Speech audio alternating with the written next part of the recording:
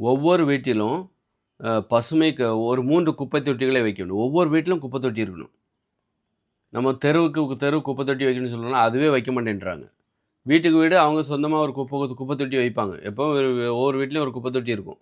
அதில எல்லா குப்பையும் கலந்து போடுவாங்க. பிளாஸ்டிக்கையும் அதில தான் போடுவாங்க. பசுமை கழிவுகளையும் அதில தான் போடுவாங்க. மக்குற குப்பை, மக்காத குப்பை எல்லா குப்பையும் ஒரே குப்பை தொட்டில தான் வீட்டுக்கு வீடு போடுவாங்க. அத அப்படியே கொண்டு தெருவுல கொட்டுவாங்க. அப்புறம் இந்த தூய்மை பணியாளர்கள் வந்து மக்குற குப்பை தனியா, மக்காத குப்பை தனியா பிரிப்பாங்க. அப்ப இது தேவையில்லாத விஷயம். வீட்டிலேயே குப்பைகள் பிரிக்கப்பட வேண்டும். ஒவ்வொரு வீட்லயும் ஒரு 3 குப்பை தொட்டி வைக்கணும். ஒண்ணு பசுமை காய்கறிகள் இருக்குல்ல, பழங்கள சாப்பிடுற தோலு, காய்கறிகள் தினசரி வீட்ல சமைக்கிறாங்க. அந்த காய்கறி தோலை மட்டுமே தனியாக ஒரு குப்பை தொட்டியில் போட வேண்டும். அப்புறம் மீன் சாப்பிடுறாங்க. அந்த மாரி அதையும் ஒரு குப்பை தொட்டியில போடுங்க. அதே பசுமை காய்கறிகள் குப்பை தொட்டியிலே போட்டுருங்க.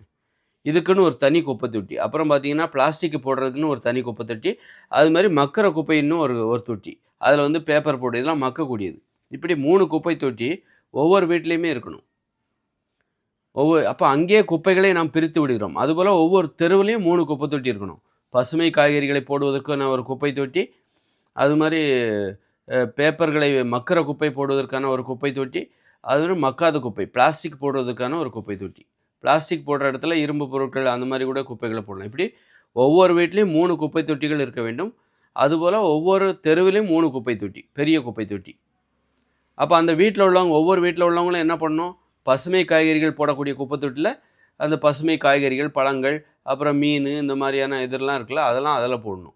அப்புறம் பிளாஸ்டிக் போடுறதுக்குன்னு ஒரு குப்பை தொட்டி, மக்குற குப்பை இப்படி போட்டுட்டு, இந்த 3 குப்பை தொட்டியும் எடுத்துட்டு போய் அவங்க வந்து தெருவுல உள்ள குப்பை தொட்டில போடணும். எதில பண்ணணும்? பழங்கள், காய்கறிகள், தோல்கள், பசுமை காய்கறிகள் உள்ள அந்த குப்பை தொட்டியில உள்ளத, பசுமை காய்கறிகள் உள்ள குப்பை தொட்டில போட்டுறணும். அது மாரி பிளாஸ்டிக் குப்பை தொட்டி ஒவ்வொரு வீட்லயும் இருக்குல்ல, அந்த குப்பைய எடுத்துட்டு போய் தெருவுல இருக்கிற அந்த பிளாஸ்டிக் குப்பை தொட்டில போடணும். அப்புறம் வந்து பேப்பர் மக்குற குப்பை இருக்குல்ல, அத வந்து எடுத்துட்டு போயிட்டு அந்த தெருவுல இருக்கிற மக்குற குப்பை தொட்டி இதெல்லாம் வரிசையா வச்சிருக்கணும். அப்ப இந்த 3 குப்பை தொட்டிய எடுத்துட்டு போணுமா ஒவ்வொரு வீட்ல உள்ளவங்களும் அப்படிங்கிறத கூட நம்ம இழுத்துட்டு போற மாரி. 3 குப்பை தொட்டியும் கையால இழுத்துட்டு போற மாரி. வரிசையா ஒரு வண்டி மாரி இருக்கும் அது. அப்ப ஒரு வீட்ல இருந்து இன்னும் இழுத்துட்டு போறதுக்கு வசதியா இருக்கும். அப்போ மாடியில இருக்கிறவங்க என்ன பண்ணுவாங்க? அவங்க தங்களுடைய குப்பை தொட்டிய கீழ வைக்கணும். தெருவுல, சாலை ஓரங்களில் இது எங்களுக்கான குப்பை தொட்டி. எங்களுக்கான மக்குற குப்பை போடுவது எங்களுக்கான குப்பை தொட்டி. பசுமை காய்கறிகளை நான் எனக்கான குப்பை தொட்டி இதுதான். அப்படின்னு சொல்லி ஒவ்வொருத்தருக்கும் வீடு இருக்கிறது போல ஒவ்வொருத்தருக்கும் குப்பை தொட்டி இருக்கணும். எப்படி ஒவ்வொருத்தருக்கும் வீடு இருக்கு, டாய்லெட் இருக்குல்ல, அதுபோல குப்பை தொட்டியும் இருக்கணும். இந்த மாரி ஒவ்வொரு வீடுகளிலுமே தரம் பிரிக்கப்பட்டு விட வேண்டும். தரம் பிரிக்கப்பட்டு அந்த தெருக்களில் உள்ள குப்பை தொட்டியில் போட்டு விட வேண்டும். தரம் பிரித்து தான் போடுகிறார்கள். அப்போ இந்த தூய்மை பணியாளர்கள் சிரமப்பட வேண்டிய அவசியமே இல்ல. அவங்க இந்த பசுமை காய்கறிகள் அந்த குப்பைய எடுத்துட்டு போயிட்டு, அவங்க அதில போய் போட போறாங்க. பிளாஸ்டிக் குப்பைகளையும் இரும்பு குப்பைகள் அதெல்லாம் தனியா இருக்கும். அத எடுத்துட்டு போய் அவங்க தனியா போட போறாங்க. அப்ப அவங்களுக்கும் வேலை இல்ல. ஈஸி. இன்னைக்கு என்ன நடக்குது அப்படின்னா, மொத்தமா ஒரே குப்பை தொட்டில ஒவ்வொரு வீட்லயும் போடுறாங்க. அத தூக்கி தெருவுல கொட்டுறாங்க. அல்லது வந்து குப்பை தொட்டி இருந்தா குப்பை தொட்டில கொட்டுறாங்க. அத போய் அங்க பிரிக்கிறாங்க. தனித்தனியா பிரிக்கிறாங்க. பிரிக்கிறதுக்கு அவங்க சரியா பிரிப்பாங்கன்னு சொல்ல முடியுமா? தப்பு தப்பா பிரிப்பாங்க. சும்மா ஏன தானன்னு அடிச்சு விடு அப்படின்னு சொல்லிட்டு என்ன பண்ணுவாங்க, பசுமை காய்கறிகளோட பிளாஸ்டிக்க கலந்துருவாங்க. அதுக்கப்புறம் அத வந்து மறுசுழற்சி பண்ணி உரமா மாத்துவாங்க. உரமா மாத்தி விவசாயிகள்ட்ட குடுப்பாங்க. அதில பார்த்தா ஏகப்பட்ட பிளாஸ்டிக் துகள்கள் இருக்கும். கடைசில அது நமக்கு தான் கேடா வந்து முடியும். இன்னைக்கு குடிக்கிற தண்ணீல நெறைய பிளாஸ்டிக் துகள்கள் இருக்கிறது. அதனால முதல்ல வந்து வீடுகள்லயே குப்பைகளை பிரித்து விட வேண்டும். அப்போ ஒவ்வொரு வீட்டுக்கும் அரசாங்கமே குப்பை தொட்டிய குடுங்க. இப்படி தான் இருக்கணும். ஒரு குப்பை தொட்டி உன் இஷ்டத்துக்குலாம் இருக்கக்கூடாது. இப்படி தான் ஒரு குப்பை தொட்டி என்பது வடிவமைக்கப்பட வேண்டும். அரசாங்கத்தால் கொடுக்கப்படுகிற குப்பை தொட்டி. அப்போ அரசாங்கத்துக்கு அவ்வளோ பணம் வேணுமாப்பா? ஒவ்வொரு வீட்டுக்கும் 3 குப்பை தொட்டி குடுக்கணும். அது ஒரு வண்டி மாரி இருக்கணும். 3 குப்பை தொட்டிய சேர்ந்தார் போன்று இழுத்துட்டு வந்து தெருவுல வந்து கொட்டுவதற்கு ஏற்றார் போன்று ஒரு வண்டி போல வடிவமைக்கப்பட வேண்டும். இதற்கெல்லாம் பணம் எங்க போறது? அப்படின்னா, அதற்கு பணம் இருக்கிறது. ஏன்னா நம்ம பசுமை காய்கறிகள் ஒவ்வொரு வீட்லயும் தினமும் ஒரு 1/4 கிலோ காய்கறி கழிவுகளாவது மிஞ்சும். அல்லது ஒரு 1/2 கிலோ காய்கறி கழிவுகளாவது மிஞ்சும். அப்போ 1/2 கிலோ ஒவ்வொரு வீட்லேருந்தும் 1/2 கிலோ காய்கறி கழிவுகள் அந்த பசுமை காய்கறிகளுக்கு நம்ம போதும். குப்பை தொட்டில போடுறோம். அத அந்த அரசாங்கம் என்ன பண்ணணும்? உரமா மாத்தணும். உரமா மாத்தி அதில பணம் கிடைக்குதுல்ல. ஒவ்வொரு நாளும் ஒவ்வொரு வீட்லேருந்தும் 1/2 கிலோ காய்கறி கழிவுகள், பழத்தோல்கள், கீரை கழிவுகள் இதெல்லாம் கிடைக்குது. உணவு கழிவுகள் கிடைக்குது. அத உரமா மாத்தி, அந்த உரத்தின் மூலம் கிடைக்கிற பைசா வச்சு தான், பணத்த வச்சு தான் நாம என்ன பண்ண போறோம், இந்த குடும்பங்களுக்கு தேவையான வீடுகளுக்கு ஒவ்வொரு குடும்பத்திற்கும் தேவையான 3 குப்பை தொட்டிகள்.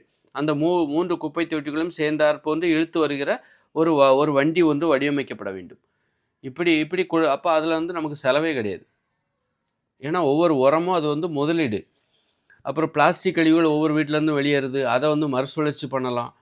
இந்த மாரி ஒரு வீட்டிலேயே தரம் பிரிக்கப்பட்டு குப்பைகளை கொடுப்பதன் மூலம், அ தர வீட்டிலேயே குப்பைகளை பிரித்து விட வேண்டும். அப்போ குப்பை மேலாண்மை என்பது ரொம்ப எளிது. அதனால நம்ம இந்த பூமி வளம் இந்த நிலத்தில் வந்து இன்னைக்கு பிளாஸ்டிக் துகள்கள் நம்ம மொத்தமா குப்பை தொட்டிய போடுறனால, அங்க போய் அவங்க கஷ்டப்பட்டு பிரிப்பாங்க. பிரிக்கிறவங்க வந்து கரெக்ட்டா பிரிப்பாங்கன்னு சொல்ல முடியாது. ஏன்னா, அது ரொம்ப கடினமான வேலை. பயந்துகிட்டே பிரிப்பாங்க. பிளேடு கிடக்கும், அது கிடக்கும், இது கிடக்கும். எரிச்சலா இருக்கும், வெறுப்பா இருக்கும். "என்னடா இது?" அப்படின்னு சொல்லிட்டு, சும்மா அள்ளி போடு அப்படின்னு சொல்லிட்டு, அள்ளி போட்டு பசுமை காய்கறிகளோட பிளாஸ்டிக்கையும் கலந்து விட்டு, அத உரமா மாத்தும்போது, அதில பிளாஸ்டிக் துகள்கள் இருக்கும். அந்த உரத்த வாங்கிட்டு வந்து அரசாங்கம் குடுக்குற உரம்ன்னு சொல்லிட்டு விவசாயிகள் வாங்கிட்டு வந்து நிலத்தில போடுவாங்க. நிலத்தில அந்த பிளாஸ்டிக் துகள்கள் வரும். மழை பெய்யும். மழையில வெள்ளம் வரும். வெள்ளத்தில அந்த பிளாஸ்டிக் துகள்கள் கலந்து நிலத்தடி நீர் மட்டத்துக்குள்ள போய் நாம குடிக்கிற தண்ணீல இன்னைக்கு பிளாஸ்டிக் துகள்கள் இருக்குது அப்படின்னு சொல்றாங்க. அதுக்கு நமக்கு தான் கேடா மாறும். அதனால நாம நமக்காக தான் நம்ம வீட்டிலேயே நம்ம குப்பைகளை தனித்தனியாக பிரித்து 3 குப்பை தொட்டிகளில் வைத்து அதைக் கொண்டு தெருவுல உள்ள ஒவ்வொரு தெருவிலேயும் உள்ள 3 குப்பை தொட்டிகளில் போடுகிறோம். போடுறது நமக்கு தான் நல்லது. அந்த மாரி குப்பை தொட்டி அரசாங்கமே குடுத்துறணும். நீங்களே வாங்க வேணும். ஏன்னா, அதுக்கு தேவையான பணமும் அந்த குப்பையிலேருந்தே கிடைச்சிருது. அரசாங்கத்திற்கு அதற்கு தேவையான பணம் குப்பையிலேருந்தே கிடைச்சிருது. இன்னொன்னு என்னன்னா, இந்த மாரி தான் பண்ணணும். அதுபோல இன்னொன்னு என்னன்னா, அ சரி அது வேண்டாம். இதோட முடிச்சுப்போம்.